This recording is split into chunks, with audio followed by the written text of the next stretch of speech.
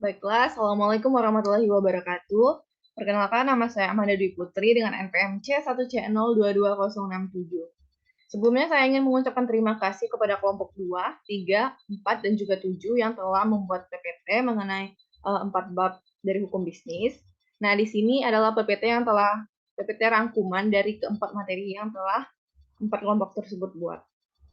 Uh, Pada kesempatan ini, saya akan membahas 4 materi utama. Yang pertama itu ada tentang merger, konsolidasi, akuisisi, dan juga kepailitan. Lalu yang kedua ada paten, ada merek dan indikasi geografis, dan juga hak cipta. Oke, lanjut. Di dunia bisnis tentunya kita nggak asing lagi dengan namanya merger. Merger itu adalah penggabungan dua atau lebih perusahaan menjadi satu perusahaan. Perusahaan yang bergabung itu bubar, dan aset beserta kewajibannya itu dialihkan ke perusahaan yang baru. Kita lihat contohnya di sini kan ada berita mulai hari ini Lipo dan Niaga resmi merger pada tanggal Senin 3 November. Tapi itu mergernya tanggal 1 November 2008.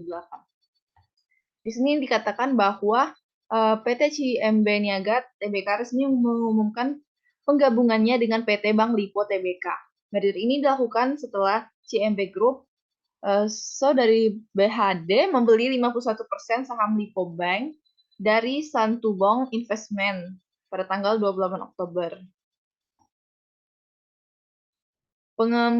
Pembelian tersebut kemudian diikuti dengan pertukaran saham Lipo Bank dan saham Bank CIMB Niaga. Dengan begitu, mulai hari ini Lipo Bank tidak lagi tercatat dan diperdagangkan di Bursa Efek Indonesia. Nah, jadi sebenarnya apa sih tujuan dari merger itu? Tujuan dari merger itu tentunya untuk meningkatkan pangsa pasar, lalu mengurangi biaya operasional, dan juga menciptakan lebih banyak peluang investasi. Jadi kan, untuk kepada kasus Lipo Bank sama Niaga ini kan, yang bubar itu adalah Lipo. Nah, yang bertahan hingga sekarang itu adalah CIMB Niaga.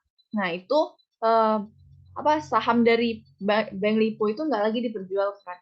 Tapi kan tadi kan aset dan kewajibannya itu masuk ke Bank Niaga. Jadi karena penggabungan itu, maka aset dan kewajiban mereka itu menjadi lebih besar gitu kan. Juga pasti pangsa pasarnya bakal lebih besar lagi. Terus apa sih kira-kira kerugian dari merger ini? Kalau tadi ada kelebihannya, mungkin sekarang ada kekurangannya ya. Nah, dari merger ini tentunya akan memerlukan biaya hukum yang cukup besar untuk melakukan proses merger tersebut, karena akan banyak biaya-biaya yang dikeluarkan. Kemudian adanya di antara dua perusahaan ini tentunya di setiap karyawan ataupun orang-orang pentingnya tuh terdapat perbedaan budaya gitu kan. Jadi perbedaan budaya ini bisa menyebabkan pemecatan juga karena menurunnya sumber daya tenaga kerjanya kan. Terus ada lagi misalnya kayak hilangnya peluang bisnis nih. Bisnis potensialnya tuh bisa aja hilang karena merger ini. Oke. Selanjutnya ada juga yang namanya konsolidasi. Berbeda dengan merger tadi, kalau konsolidasi ini peleburan dua atau lebih perusahaan gitu menjadi satu perusahaan baru. Jadi kalau misalnya merger tadi itu salah satunya bubar, nah kalau konsolidasi ini dia tuh dua perusahaan itu bergabung terus pakai nama baru gitu. Karena ada perusahaan A sama perusahaan B. Nah mereka berdua ini melakukan konsolidasi, menghasilkan nama perusahaan PT C gitu, perusahaan C. Nah ini ada berita awal mula Bank Mandiri. Kalau kalian tahu Bank Mandiri itu tuh awalnya bukan Bank Mandiri, tapi Bank Mandiri ini berasal dari konsolidasi 4 bank di Indonesia, yaitu ada Bank Bumi Daya, Bank Dagang Negara, Bank Ekspor Impor, dan juga Bank Pembangunan. Pada saat penggabungan dari 4 bank ini, Bank Mandiri ini pernah mengalami yang namanya kerugian nih, hampir mengalami kerugian sebesar 124 triliun. Namun karena kekuatan gabungan tadi lebih besar, jadi mereka bisa mengatasi ancaman tersebut. Jadi tujuan dari konsolidasi ini tentunya untuk meningkatkan pangsa pasar dan juga memperkuat perusahaan mereka. Salah satu mungkin di antara keunggulan dari konsolidasi itu meningkatkan kekuatan dari perusahaan yang berkonsolidasi. Terus perusahaan yang mungkin yang sudah terkena ancaman bangkrut itu tuh bisa nggak harus likuidasi, mereka masih bisa bertahan gitu. Tapi itu tadi nama mereka udah nggak ada lagi karena digabung jadi satu perusahaan. Kayak 4 bank tadi itu dijadikan Bank Mandiri. Adapun kelemahan itu tadi perusahaan yang lama akan hilang karena melebur jadi satu. Terus juga waktu konsolidasi ini memerlukan waktu yang cukup panjang. Kayak bank bank apa ya kalau nggak salah bank ekspor impor itu udah ada sekitar 100-an tahun lalu karena itu punya Belanda kalau nggak salah. Jadi kayak gitu. Waktunya lama kalau mau konsolidasi. Mungkin contoh lain ada di PT Goto. Goto itu kan berasal dari konsolidasi dari Gojek dan juga Tokopedia. Mereka melakukan konsolidasi sehingga sekarang namanya menjadi PT Goto Tbk.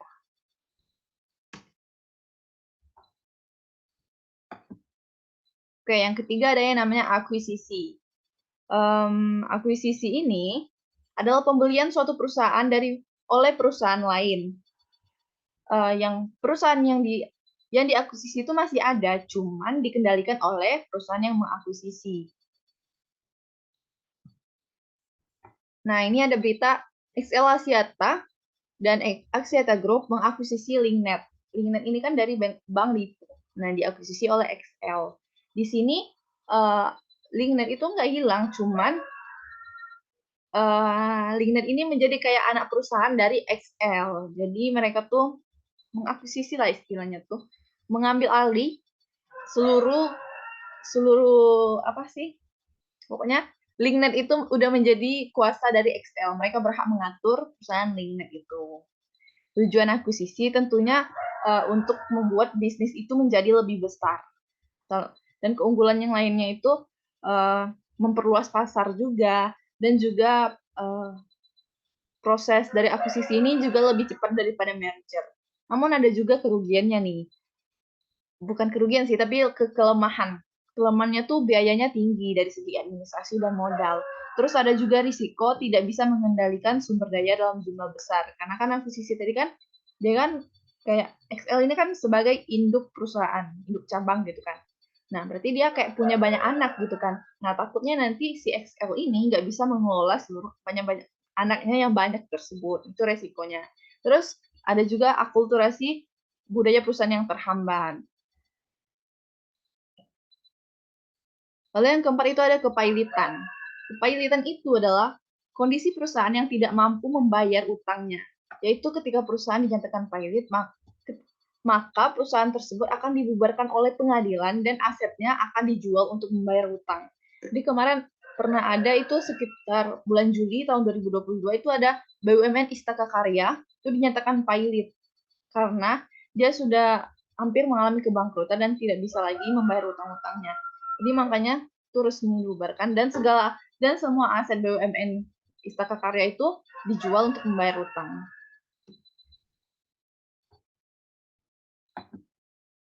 Oke, materi kedua yaitu tentang paten. Paten itu adalah hak eksklusif yang diberikan oleh negara kepada inventor atas hasil invensinya di bidang teknologi untuk selama 20 tahun. Tujuannya adalah untuk melindungi hasil invensi dari peniruan oleh pihak lain.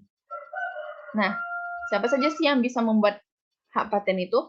Itu semua orang yang menemukan suatu hal yang baru dan memiliki nilai kegunaan praktis. Lalu gimana ya syaratnya? Nah, syaratnya produk invensi baru tadi itu tuh harus invensi tersebut tuh harus baru, terus tuh memiliki daya inventif dan memiliki daya guna. Contoh nih, misalnya aku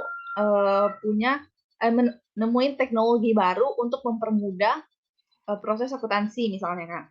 Nah, itu tuh kalau misalnya emang pure dari aku baru nggak tiru-tiru dari orang lain, itu aku bisa ngajuin hak paten.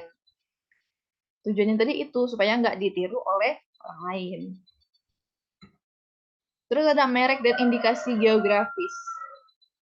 Kalau Merek dan indikasi geografis itu adalah kekayaan intelektual yang memberikan perlindungan hukum kepada pelaku usaha atas identitas dan reputasi produknya.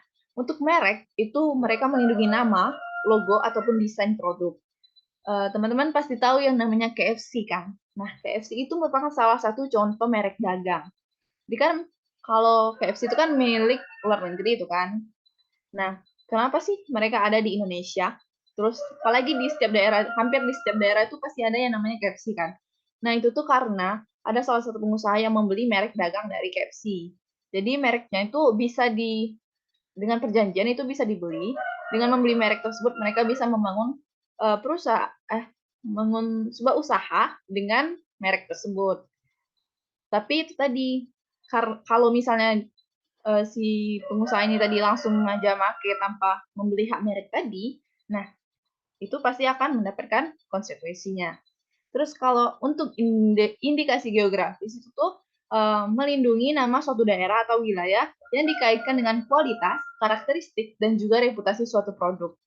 Pernah dengar Mebel Ukir Jepara? Nah, Jepara kan nama tempat kan, nama geografis. Nah, itu dilindungi. Itu Mebel Ukir Jepara itu udah terdaftar di DJKI. Intinya kalau untuk merek dan indikasi geografis itu adalah salah satu kekayaan intelektual lah yang dilindungi. Untuk daftarnya sama kayak paten, kita bisa juga mendaftar ke DJKI. Lalu ada hak cipta. Hak cipta itu adalah hak eksklusif yang diberikan kepada pencipta atas karya intelektualnya untuk mengumumkan atau memperbanyak ciptaan atau memberi izin untuk itu. Hak cipta itu bertujuan untuk melindungi karya intelektual dari penyalahgunaan pihak lain. Siapapun yang menciptakan karya intelektual dapat mendapatkan hak cipta. Nah, di sini lembaga yang berwenang itu adalah DJKI, Direktorat Jenderal Kekayaan Intelektual.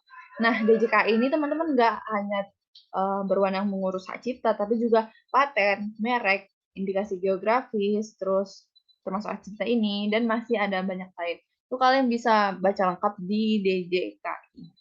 Oke, kayaknya udah cukup sih, ini udah habis.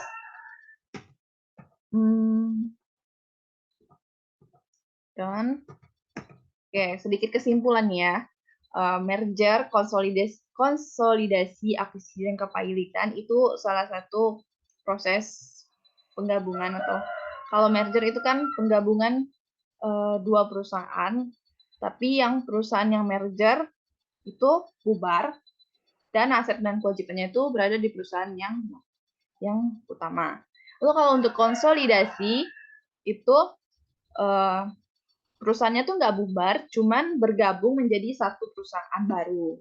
Kalau akuisisi itu perusahaan yang membeli perusahaan yang berada di sektor yang sama untuk memperkuat dan memperluas lagi pasar mereka. Perusahaannya nggak hilang, cuman jadi anak cabang gitu kalau yang dibeli. Terus untuk kepailitan itu tuh kayak kebangkrutan atau kegagalan dari suatu perusahaan. Lalu untuk paten, merek dan indikasi geografis serta hak cipta itu termasuk ke kekayaan intelektual, yang mana paten, merek dan indikasi geografis serta hak cipta ini dapat kita daftarkan di Direktorat Jenderal Kekayaan Intelektual atau DJKI. Oke. Kayaknya segini aja presentasi dari aku. Terima kasih. Wassalamualaikum warahmatullahi wabarakatuh. Bye.